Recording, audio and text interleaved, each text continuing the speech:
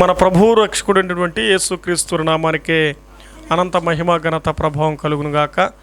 షాలేం స్వరం చూస్తున్న మీకు అందరికీ కూడా హృదయపూర్వకమైన వందనాలు. ప్రత్యక్షంగా పరోక్షంగా దేవుని వాక్యం మీరు వింటున్నారు.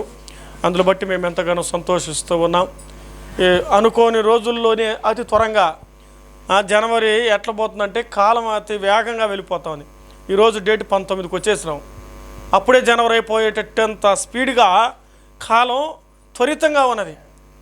ప్రభు రాకడ దినాలు మనం వింటూనే ఉన్న ప్రసంగాలు. మన రాకడ దినాలు ఎంతటి 100 సంవత్సరం మన ఆయుష్ కాలం. ఆ ఆయుష్ కాలంలో మనకు ఎంతమంది ఉండాలి తెలిసినా ఖచ్చితంగా ఈ భూమి మీద నలుగురు తోడు ఉండాలి. ఎవరెవరు తోడు? ఈరోజు నలుగురు గురించి చెప్పాలనుకుంటున్నాం. ఈ మధ్యలో ఈరోజు మన ధ్యాన టైటిల్ ఏంటంటే సినిమాలాగా ఆ నలుగురు కథ చెప్పలే నేను, మళ్ళీ ఆ నలుగురు అంటే దేనికోపోతారు. నలుగురు భక్తుల జీవితాలు బైబిల్ గ్రంథంలో చెప్పబోతున్నాను.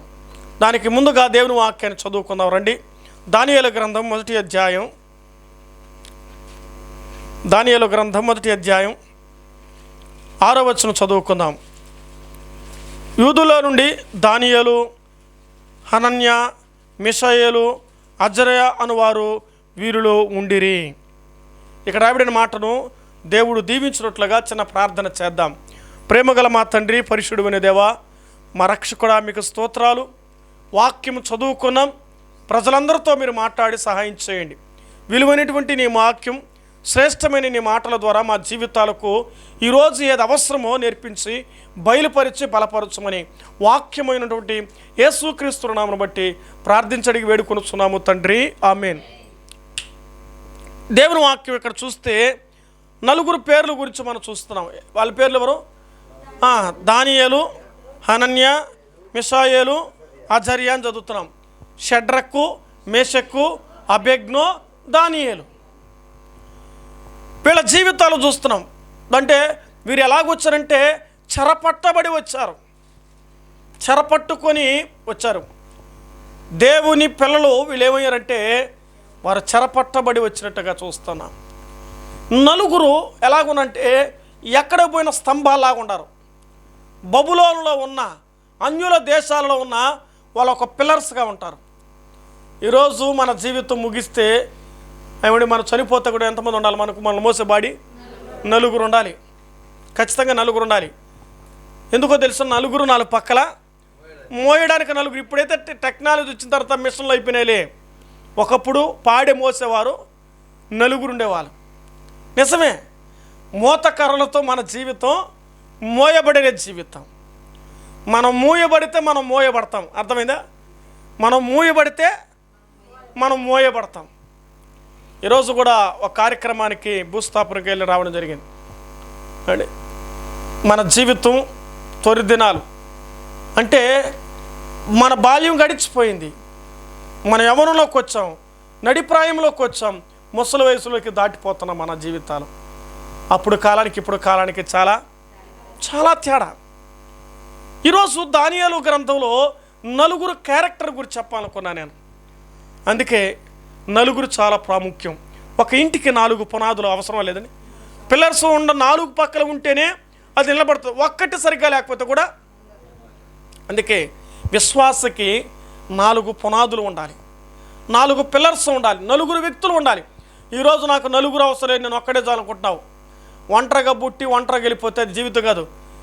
ఈ లోకంలో నలుగురిలో నతానియేలు లాగా ఉండాలనుకుంటారు. నలుగురిలో అందరిలో ఆంద్రేయ కాదు, ఇది ఒక రైమింగ్ అయిపోయింది. నలుగురిలో నతానియేలు, అందరిలో ఆంద్రేయ. ఆంద్రేయ అందరితో ఉన్నాడా? నతానియేలు కూడా అందరితో వెళ్ళాడా? అంటే మనం అందరితో ఉండాలి. ఈరోజు ఎలాగున్నా తెలిసిన షడ్రకు, మేషకు, అబేద్నెగో అనబడిన వారు ఆ నలుగురు ఎక్కడైనా జంటగా ఉండేవారు. ఈరోజు జంటలు చూస్తే చాలా కొంతమందికి మంటలు ఎక్కువైపోయినాయి. వాళ్ళతో బాగుంటారా, వీళ్ళతో బాగుంటారంటే ప్రేమను బట్టి ఎవరైనా బాగుంటారో ఏమ్మా, ప్రేమను బట్టి ఎవరైనా పలకరింపు బాగుంటే, పరామర్శ బాగుంటే, చిరునవ్వు బాగుంటే ఎటుంటుందా? కొంతమంది మనం విమర్శించడం కాదు, కొంతమంది డాక్టర్స్ దగ్గరికి వెళ్ళనుకోండి బాగా నవ్వుతూ మాట్లాడుతుంటారు. కొంతమంది ముఖం కూడా చూడరు, చెయ్యి కూడా దాకరు. ఆ డాక్టర్ ఏమని చెప్తారా, వైద్యం పర్వాలేదు కానీ ఆయన ముఖం చూడాలనిపించదు అంటారు కొంతమందిని. ఎందుకంటే ర్యాష్గా మాట్లాడతారు కొంతమంది డాక్టర్స్. కానీ వీళ్ళు ఎలాంటి వాళ్ళంటే షడ్రకు మెషకు అబేద్నెగో దానియేలు ఈ నలుగురు ఎక్కడ పోయినా కూడా ఉంటారండి. నలుగురు అంత బాగుంటారు. కానీ ఇందులో చాలా ప్రాముఖ్యతను సంతరించుకున్నాడు ఎవరంటే దానియేలు సంతరించుకున్నాడు. ఏదేమైనా తన స్నేహితుడిని రాసుకున్నాడు. అవునండి, ఈ లోకంలో ఉన్నంతవరకు మనకు స్నేహితులు ఉన్నారా? ఒక తల్లి అంటుంది ఒకరిని, ఏరా నీకు స్నేహితుడు, నాకు ఫ్రెండ్సే లేరంటది. అంటే ఫ్రెండ్సే లేదంటే అప్పుడు అర్థమేమి? అంతే కదా అని అర్థం. దానియేలుకు స్నేహితులు ఉన్నారు. ఈ భూమి మీద మనం 10 మందిని ఏం చేయాలా? సంపాదించాలి. సంపాదించడం అంటే ఆస్తులు కాదు, ఐశ్వర్యాలు కాదు. 10 మంది ప్రేమలో మన్నను సంపాదించాలి. మనం పడితే 10 మంది మన దగ్గర పరిగెత్తుకుని వచ్చేవాళ్ళు ఒడ్డ కనిపించాలి. ఏం కనిపించాలండి? కొంతమంది తిరుపతి జిల్లాలో ఉన్న సేవకులందరినీ ప్రత్యక్షంగా చూశాను నేను. ఎక్కడున్న సేవకులు అనేకులు కూడి ఆ దైవ సేవకుడి దగ్గర వచ్చి ప్రార్థన చేశారు. అర్థమైందా? తిరుపతి జిల్లాలో ఉన్న సేవకులందరూ కూడా ఈవినింగ్ నేను వెళ్ళి వాళ్ళని ప్రార్థన చేసి వచ్చాం. అంటే ఎందుకు వచ్చారు? కారణం ఏమిటి? తను అనేకుల్ని పరిచయం చేసుకున్నాడు, అనేకుల దగ్గరికి వెళ్ళాడు. నువ్వు వెళ్తే కదా నీ దగ్గరికి వచ్చేదానికి. నువ్వు పావు వాళ్ళు రారు. నాకెవరు వద్దు, నేను ఒక్కడికి బతుకుతా అంటే అది దాని జీవితం అనరు. మనం అడవి జాతులు కాదు, కోయి జాతులు కాదు. ఎందుకంటే వాళ్ళు ఎవరితో అనాగరికులు, వాళ్ళు ఎవరితో కలవరు. వాళ్ళ వరకు వాళ్ళ జీవితం, వాళ్ళ వృత్తి అలాగ ఉండిపోద్ది. వారు అడవిలో అడుగు ఉంటారు కదా, పట్టణాలకు వాళ్ళు రారు. మనం ఎవరు అండి? పట్టణవాసులం, అందరితో ఉండాలి. ఎక్కడో ఉన్నవారు ఎక్కడికి వచ్చిన తర్వాత దానియేలు, షడ్రకు, మెషకు, అబేద్నెగోలు ఈ నలుగురి జీవితంలో ఒక గొప్ప క్యారెక్టర్ ఈ అధ్యాయంలో చూస్తాం. ఒకే అధ్యాయంలో విశిష్టమైనటువంటి సుగుణాలు ఉన్నాయి వీరిలో. నలుగురిలో మంచి క్యారెక్టర్స్ ఉన్నాయి. మొదటి క్యారెక్టర్ ఇక్కడ చూస్తే వారిని గురించి ఏం రాయబడిందంటే, రాజుగాడంట ఇదిగో పట్టుకొచ్చే వాళ్ళు ఎట్టుండాలంటే యవనస్తులుగా ఉండాలి. పట్టుకొచ్చే వాళ్ళు ఎలా ఉండాలంటే అందంగా ఉండాలి. పట్టుకొచ్చే ఎలా అంటే వారు జ్ఞానం లేని వారుగా కాదు, జ్ఞానం కలిగిన వారే ఉండాలి. అర్థమవుతుందా? ఇలాగ చెబుతూ రాజుగారు చెబుతూ ఒక మాట అతని గురించి రాయబడుతున్నమాట. 4వ వచనం, దానియేలు గ్రంథం 1వ అధ్యాయం 4వ వచనం. రాజగు అశ్వేనజు అను తన నపుంసకుల అధిపతిని పిలిపించి అతనికి ఇలాగూ ఆజ్ఞ ఇచ్చెను, ఇశ్రాయేలు రాజవంశంలో ముఖ్యులైనటువంటి లోపము లేని సౌందర్యం గల సకల విద్య ప్రాణం కలిగి జ్ఞానము కలిగి తత్వజ్ఞానం తెలుసున్న వారే రాజు నగరం ముందు నిలవదగిన కొందరు బాలును రప్పించి వారికి విద్య నేర్పించి కల్దీల భాష నేర్పించారు. ఇక్కడ ఒక మాట గమనించారు, లోపము లేని వారు ఎవరట? ఆ పట్టుకొని వచ్చిన వారు ఎంతమంది పట్టుకొచ్చేది? లాస్ట్గా 4 దొరికారు బాగా. ఎక్కడ? దేవుని ప్రజలు యెరూషలేము నుండి ఎవరిని పట్టుకొచ్చారంటే 4 పట్టుకొచ్చారు. ఈ 4 వచ్చారు. ఈ 4 ఏమో తెలుసండి? మొదటి లక్షణం లోపము లేని 4 అని రాసుకోండి. ఏం రాసుకోవాలి? లోపము లేని 4. షడ్రక్కులో, మేషక్కులో, అబేద్నెగోలో ఏమి లేదు, ఎటువంటి లోపమే లేదు. మీరు గమనించలేదు. మిలిటరీకి వెళ్ళారనుకో, ఆర్మీకి వెళ్ళారనుకో, నేవీకి వెళ్ళి, ఎయిర్ ఫోర్స్కి వెళ్ళారనుకోండి, అసలు వేలు ఇరిగిపోతే కూడా చేర్చుకోరు. ఎక్కువగా గాయాలైనా చేర్చుకోరు, వెయిట్ అయినా చేర్చుకోరు, హైట్ అయినా తగ్గించుకోరు, పొట్ట కూడా బిగించుకోడు కాదు, కరెక్ట్ ఫిట్నెస్ ఉంటే చేర్చుకుంటారు. అంటే వీటికి వారి ఆరోగ్యం, వారి బాడీలు ఎట్టుండాలా? కంట్రోల్గా ఉండాలి. కాబట్టి లోపము లేకుండా ఉండాలి. లోపం ఉంటే క్వాలిఫైడ్ కారు. మరి పరలోక రాజ్యానికి వెళ్ళాలంటే ఎట్టుండాలమ్మా? మనం కూడా ఈ భూమి జీవించినంత వరకు లోపము లేని బ్రతికితేనే పరలోక రాజ్యం. మన జీవితాలు చూస్తే మనలో లోపాలు ఉన్నాయి లేవా? కొంతమంది వీడు లోఫర్ అంటారు. ఏమంటారు? మనిషిని వీడు పెద్ద లోఫర్ అండి అంటాడు. లోపాలు కలిగిన వాడు లోఫర్గా తయారైనాడు. లోపాలు కలిగిన వాడు లోఫర్గా లోపాలు కలిగిన వాడు ఎప్పుడంటే లోకం చూసి లోపాలు నేర్చుకున్నాడు. లోకం చూసి లోపాలు నేర్చుకుని మనం చూస్తున్నాం. ఈ షడ్రకు, మేషకు, అబేద్నెగోలు అనబడిన వారు ఆ ప్రాంతానికి వచ్చిన ఎంతమందిలో ఉన్నా ఏ లోపము నేర్చుకోలేదు. కొంతమంది అంటారు వాడితో తిరిగి మా వాడండి, వాళ్ళతో తిరిగి మా పాప అండి, వాళ్ళతో మాట్లాడి అయిపోయినండి. వాళ్ళగా తప్పు, మనదే. తిట్టాల్సిన వాళ్ళే కాదు, దండించాల్సిన వాళ్ళే కాదు, మనం కంట్రోల్ చేసుకోవాలి, మనం చూసుకోవాలి ముందు. షడ్రకు, మేషకు, అబేద్నెగోలు ఈ 4 తమ జీవితంలో లోపం లేకుండా చూసుకుంటే ఆ లోపాన్ని ఎదుటి వారు కనుగొన్నారు. అంటే వీళ్ళు ఏ తప్పు లేదని చెప్పారు, ఈలో ఏ మచ్చ లేదు, ఏ డాగు లేదు, ఏ కల్మషము లేదని వాళ్ళ గురించి స్టేట్మెంట్ వచ్చింది.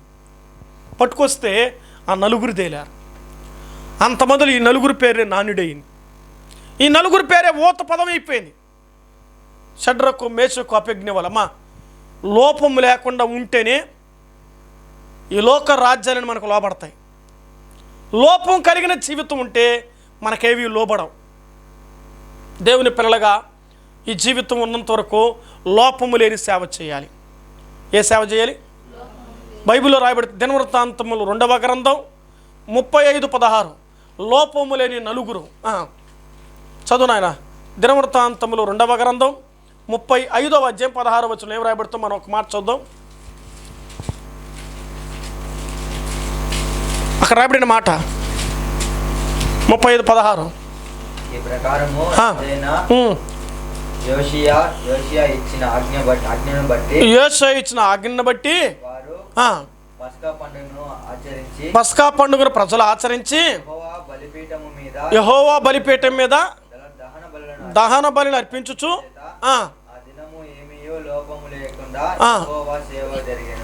లోపము లేని సేవ జరిగించారట.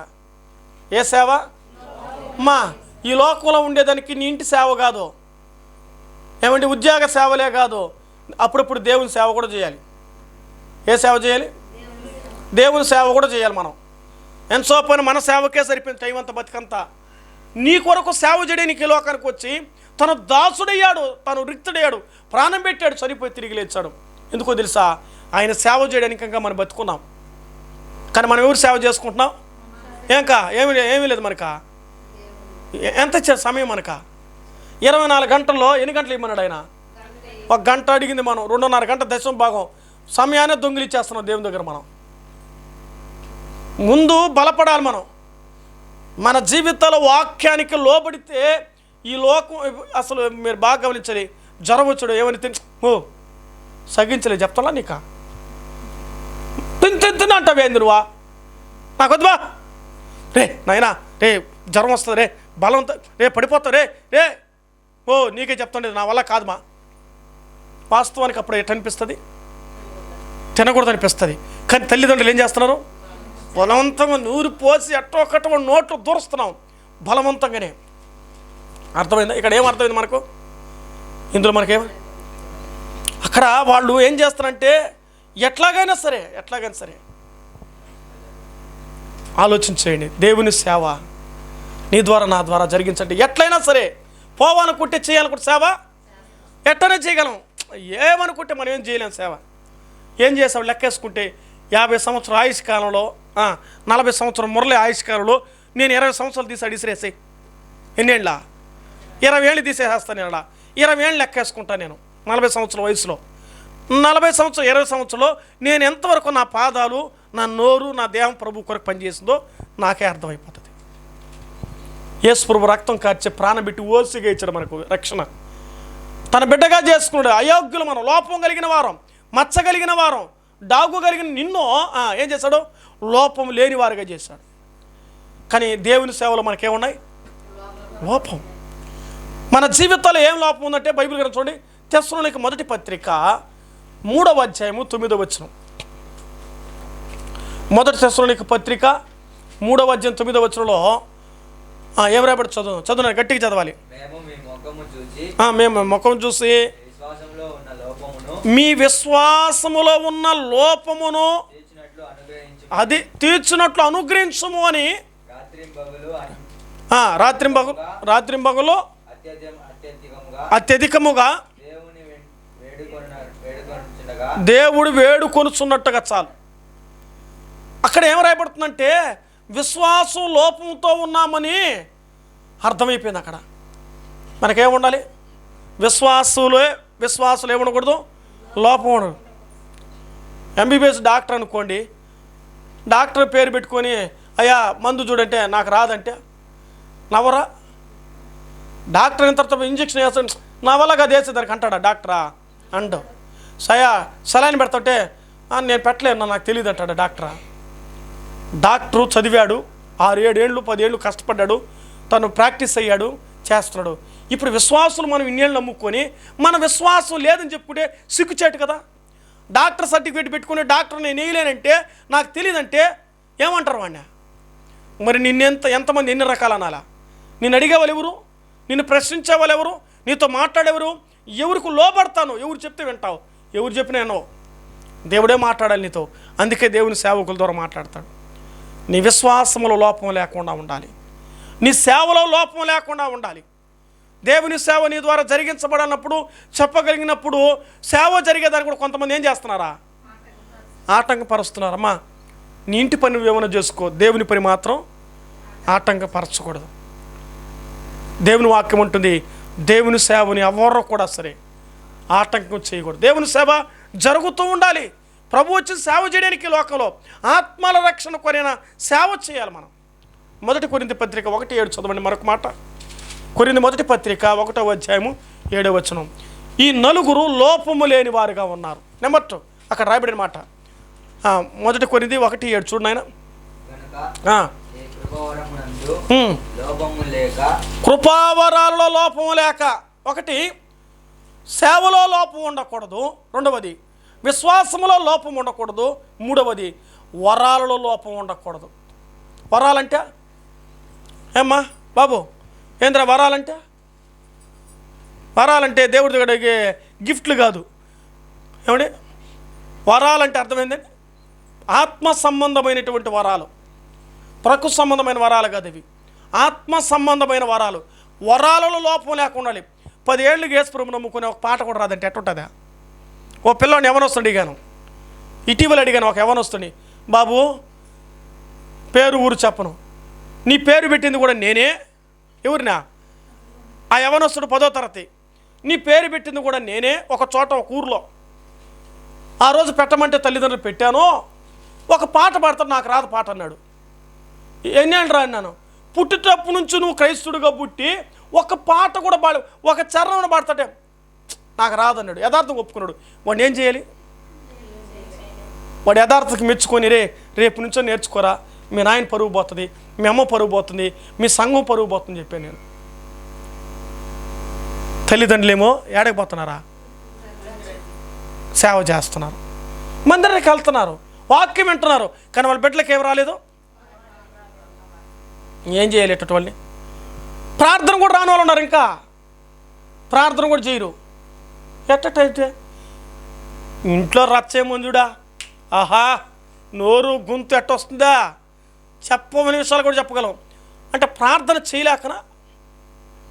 దేవుడికి కావాల్సింది నువ్వు ఎలా ప్రార్థన చేసావని అడగడు, నువ్వు హృదయపూర్వకంగా ప్రార్థన చేసావని అడుగుతాడు. కాబట్టి వరాలంటే పాడేవారం, కొట్టేవారం, చెప్పేవారం, చేసేవారం. ఎన్ని వరాలా? దేవుని పరిచర్య చేయడం కూడా ఒక భాగ్యం. నువ్వు చేయగలిగినప్పుడు చేసి దేవుని పని, శక్తి వంచ లేకుండా దేవుని పని చేయాలి. నీకు ఏమి ఇచ్చాడో ప్రభు చెయ్యి, అప్పుడు నీకు దీవెన. ఏమండి అది నీకు రోల్ మోడల్ అవ్వాలి. నువ్వు చేసే పని నువ్వు చూసి ఇంకొకరు నేర్చుకోవాలి. ఒకసారి ఒక మీటింగ్లో ఒక ఆయన గబగబా చొప్పులన్నీ ఎత్తి పెడుతున్నాడంట. దైవ సేవకుడు చూస్తున్నాడు. ఒక మీటింగ్ సభ పెడితే వేరే ఊరు ఒక దైవ సేవకుని పిలిపిస్తే చొప్పులను వరుసగా పెట్టాడంట. భోజన కార్యక్రమం మీటింగ్ అయిన తర్వాత భోజనాలు పెట్టేటప్పుడు గబగబా ఇస్తరాకులు ఎత్తనాడంట. అంతా చూసిన తర్వాత ఆ పిలిపించినటువంటి ఆ ఆర్గనైజర్ అధికారిని పిలిచి, అయ్యగారు సేవకు మరి ఆయన ఎవరో నల్ల షర్ట్ వేసుకొని గబగబా పనిచేస్తాడు, చెప్పులన్నీ ఎత్తి పెడుతున్నాడు, ఇంతకు ఎవరు సార్ అంటే ఆయన కలెక్టర్ ఊరికి అన్నాడంట. సేవకుడు బెత్తరకు పూసినాడట్టే. నిజంగా జరిగిన కథ ఇది. ఒక సేవకుడు చెప్పులు ఎత్తి పెడుతున్నాడు, ఒక సేవకుడు ఆ తిన్న ప్లేట్లు ఎత్తున్నాడు. వాస్తవానికి అదే ఉద్యోగులు ఉంటే ఆయన తిన్ని ప్లేట్ 10 మంది ఎత్తారు. సేవకి తారతమ్యం లేదు, హోదా లేవు, ఉద్యోగాలు లేవు, అధికారం లేదు, ధనబలం కాదు, బలంగా శక్తి ఉంటే చెయ్యి, లేదా వదిలే. నీ అంతరాత్మని శోధిస్తుంది. ఆ మాట నేను విన్నప్పుడు నా గుండెలు అసలు ఏంద్రా, ఒక కలెక్టర్ ఏంది ఇంత పని చేస్తే, ఆఫ్టర్ ఆల్ ఎంత మనమా, ఆయన జీతం ఎంత, ఎన్ని మండలాలు ఆయన చేతిలో ఉన్నాయి, ఎంతమంది అధికారులు ఆయన చేతులు అంత ఉన్నాయనంత పని చేస్తే ఏముందని మనం విర్రవేగుతున్నాం ఇడా? ఏముందని విర్రవేగుతున్నాం? ఏం పని చేస్తున్నావు ప్రభు కొరకు? పోని వరాలలో నువ్వేం చేస్తావు? నీకు ఇచ్చిన వరం నువ్వేం చేస్తావు? ఇన్నేళ్ళుగా ప్రశ్న వేసుకో, ఏమి చేసావు ప్రభు కోసం? వచ్చినామా, దండం పెట్టినామా, ఇచ్చినామా, పోయినామా, వచ్చినామా, దండం పెట్టినా, ఇచ్చినామా, పోయినామా? నీళ్ళు మారిపోయింది. పిల్లకాయలు తింటారు పోతారు, ఏమిరా ఇదేమైనా గెస్ట్ హౌస్? ఇదేమని నీకు వచ్చేది తినేది రైట్ చదువుకుడుకు పోయేది అంటలో పిల్లకాయలు మనమా? మరి ప్రభు నిన్ను అడిగితే ఏం చేస్తావు? మనస్సాక్షి నీకు లేదా? దేవుడు నేను మాట్లాడుతున్నప్పుడు లోపడనే ఆ ఆలోచన నీకు రాదా? అందుకే లోపంగా ఉన్న వాటిని తీతు ద్వారా అంటాడు, నువ్వు దిద్దాలన్నాడు. తీతు పత్రికలో లోపంగా ఉన్న దాన్ని దిద్దాలి. ఎదురుగా చెప్పినా ఎనరో, వాక్యంలో చెప్పిన ఎనరో ఏమంటారు? ప్రశ్న వేస్తారు. మరి ఎప్పుడు దిద్దుకునేది మనం? బైబిల్ అంటుంది వీళ్ళు ఏమి లేదు, నలుగురు ఏమి లేదు, లోపము లేనివారు. కాబట్టి మనం లోపము లేని జీవితాలు కలిగి ఉండాలి. షడ్రకు మేషకు అబేద్నెగోలు లోపము లేనివారు. నెంబర్ 2, వీరి గురించి రాయబడిన మాట చూద్దాం రండి. వీరు ఎలాంటి వారు? మొదటి అధ్యాయం 8వ వచనం. దానియేలు గ్రంథం గురించి మనం ఎరిగిన వారమే, తెలుసు సంగతులు. 1:8 చదువుదాం రండి. రాజు భుజించు భోజన పానమును ద్రాక్షారసమును పుచ్చుకొనక తను అపవిత్రపరచకూడదని దానియేలు ఉద్దేశించి తాను అపవిత్రుడు కాకున్నట్టు వాటిని పుచ్చుకొనక సెలవమని నపుంసకుల అధికారిని కొనగా చూస్తున్నాం. ఇక్కడ ప్రత్యేకంగా రాయబడిన మాట ఎవరి గురించి రాయబడింది? దానియేలు గురించి రాయబడింది. ఆహారములో అంటే పరిశుద్ధతలో ప్రత్యేకంగా ఉన్నారు వాళ్ళు. పరిశుద్ధతలో ఉన్నారు. పరిశుద్ధత లేకపోతే షడ్రకు మేషకు అబేద్నెగోలు ఎక్కడో తెలుసండి, ట్రైనింగ్ పీరియడ్లో ఉన్నారు. 3 సంవత్సరాల ట్రైనింగ్ వాళ్ళకి. ఏ ట్రైనింగ్ చేసినా పెళ్ళిగిలి పెటాకులు ఏముండ వాళ్ళకి. వాళ్ళు నపుంసకులు పట్టుకొచ్చి పట్టినారు వాళ్ళని. పెళ్ళి లేదు, ఏమీ లేదు, వాళ్ళు నపుంసకులుగా ఉండాల్సిందే. ఎందుకో ఇప్పుడు ఒక ప్రశ్న రావాలి, నపుంసకులే రాజుగారు ఎందుకు పెట్టుకుంటాడు? నపుంసకులు ఎందుకు రాజుగారు పెట్టుకుంటారంటే కారణం అంటే పెళ్ళి పెటాకులు ఉంటే వీళ్ళు బంధువులని వాళ్ళ బంధువులు సపోర్ట్ చేస్తారు కదా. అదే ఏ ఊరు లేకుండా సన్యాసిగా ఉన్నాడు అనుకోండి, రాజుగారికి దగ్గర ఉన్నవాడికి అసలు ఎవరికి ఏం చేయడు, ఏ హెల్ప్ చేయడు. కాబట్టి నపుంసకులు ఎక్కువ పెట్టుకుంటారు రోజుల్లో. ఇప్పుడు నపుంసకులుగా తయారవుతున్నారు వీళ్ళు. ఎవరు? షడ్రకు మేషకు అబేద్నెగోలు ప్రభు కొరకు తమ జీవితాలను త్యజించుకున్నారు. వీళ్ళు చేసినారులే, కానీ వాళ్ళ జీవితాలు ప్రభు కొరకు త్యజించబడ్డారు. వాళ్ళ జీవితంలో పవిత్రత కలిగారు. ఎవరి కోసం తెలిసిన? దేవుని కొరకు. అడిగారు, అయ్యా జైలులో ఉన్నటువంటి అధికారిని, అధిపతిని అడిగారు, అయ్యా 10 దినాలు మాకు మమ్మల్ని చూడనాయనా, కాబట్టి మేము పరిశుద్ధంగా తిండి విషయంలో మేము పవిత్రంగా ఉంటాం. తిండి విషయంలో నేను ఇంత పవిత్రంగా ఉన్నానంటే ఒళ్ళు విషయంలో ఇంకెట్టుంటారండి? ఒళ్ళు విషయంలో కంట్రోల్ తప్పే తర్వాత సంగతి ఏమో, కానీ తిండి విషయంలో కంట్రోల్ చాలా కష్టం. కొంతమంది తిండి ఏం చేసుకోలేరా, వాళ్ళ వల్ల కాదు. తిండి కంట్రోల్ చేయకపోతే ఒళ్ళు కంట్రోల్ అవ్వదు. ఖచ్చితంగా నోరు కట్టుకోవాల్సిందంతే. నువ్వు బాగుండాలంటే నీ కుటుంబానికి నీకు బాగా నెమ్మది కలిగి దేహం నీకు సహకరించాలంటే ఫస్ట్ నీ నోరు కట్టు, ఆ తర్వాత నీ ఒళ్ళు కట్టుతుంది. మనం ఏం చేస్తాం? కానీ మళ్ళీ వేసుకుందాం, ఒక మాత్రే కదా వేసేస్తాం, కానీ వేసేస్తున్నాం మనం. ఒళ్ళు కట్టబడదు, బాధ, వేదన, మంట. అర్థమవుతుందా? ఇటీవల ఒక హోటల్కి పోయినాం. పోతే సరే లేట్ అయిపోయి కొద్దికి పోతే చట్నీ అయిపోయింది అనుకో. మా ముందర పచ్చిమిరపకాయలు ఎత్తుకెళ్ళి కడగకుండా దాంట్లో మిక్సీలు వేసి దాన్ని కొట్టి ఎత్తుకొచ్చి పెట్టి మా ముందర తినమంటామంటే అది ఎప్పుడో డబ్బా ఉంది ఆల్రెడీ వేయించి పెట్టేసింది, దాన్ని తెచ్చి దాన్ని కడగకుండా మిక్సీకి వేస్తే సూపర్గా ఉండదు తినేవాళ్ళు. కడు పట్టే కాలుతా ఉండదు. నాకు అవసరమా అనిపించింది. నిజమా కదా? అవసరమా అనిపిస్తూ ఉంది. అదే మన ఇంట్లో పచ్చిమిరకాయని కడిగిన మిరకాయని కడిగి, కోసిన ఎర్రగడ్డని కడిగి ఎన్ని చేస్తామండి? టమాటాలు. తిండి విషయంలో శుద్ధం ఇంట్లో కాదు, అక్కడ చూసుకోవాలి జాగ్రత్తగా. అందుకే ఆయిల్ ఫుడ్ మరి డేంజర్. దేహ విషయంలో జాగ్రత్తగా ఉండే విశ్వాసులు ప్రభు కొరకు బతకాలంటే నోరు కట్టుకోండి.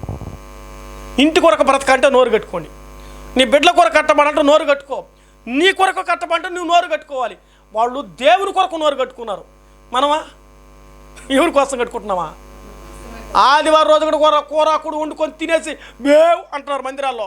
ప్రసంగాలు చెప్తుంటే ఘోరం అది. ఓపిక వండుకొని తినేసి వస్తున్నారు.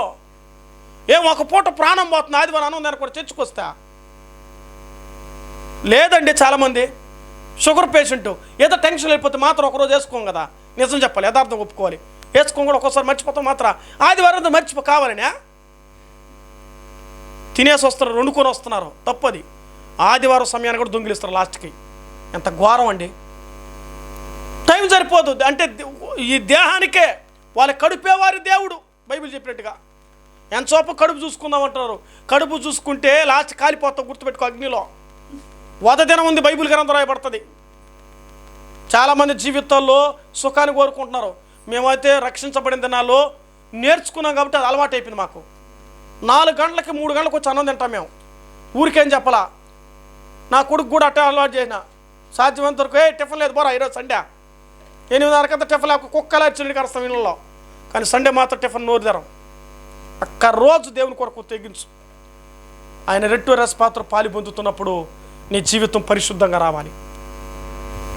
మన జీవితాలు అర్థం చేసుకుందాం. వాక్యంలో రాయబడిన మాట, వాళ్ళు ప్రభు కొరకై తమ జీవితాలను ఏం చేసుకున్నారు? పరిశుద్ధపరచుకున్నారు. ఎక్కడికైనా అగ్నిగుండంలో పడినా, సింహాలు బోను పోయినా వాళ్ళు కాపాడబడ్డారండి. వారి పరిశుద్ధత వారిని రాజు ముందు నిలబెట్టిన వారి పరిశుద్ధ వారిని కాపాడింది. పరిశుద్ధులకు బ్రతికితే ప్రభు కోసం ఎక్కడైనా క్షేమం కలిగి ఉంటాం, ఎక్కడైనా బ్రతకగలం. పరిశుద్ధత పోగొట్టుకుంటే ప్రభుకి ఇష్టలుగా బ్రతకలేము. 3వ కారణం చూద్దామండి. 1వ అధ్యాయము 12వ వచనం చూద్దాం. 1:12 ఏం రాయబడిన మాట? 10 దినములు మమ్మల్ని పరీక్షించమని రాయబడింది. ఇక్కడ రాయబడిన మాట ఏంటంటే పరీక్షించబడిన వారు. 10 దినములు మమ్మును అంటే అర్థం బహువచనాడా? మమ్మును అందరూ ఉన్నారాడా. 4 పరీక్షలు ఉన్నాయి. రాబోయే రోజుల పిల్లకాయలకు పరీక్షలు ఉన్నాయి, లేకపోతే వేరు. విశ్వాసులకు పరీక్షలు ఉన్నాయి. మన పరీక్షకు నిలిచిన వారమే ఉండాలి. పరీక్షలో ఓడిపోవాలా, గెలవాలి. అసలు మనకు పరీక్షలు ఉందో పరీక్షించుకోవాలి మనమే. దేవుని వాక్యం ఉంటుంది. ద్వితోపదేశకాండం 13:3 చదువుదాం. ద్వితోపదేశకాండం 13:3 త్వరగా చదవండి, నేను ముగిస్తాను. ద్వితోపదేశకాండం 13:3 అక్కడ రాయబడిన మాట చూడాలి, త్వరగా చదవాలి.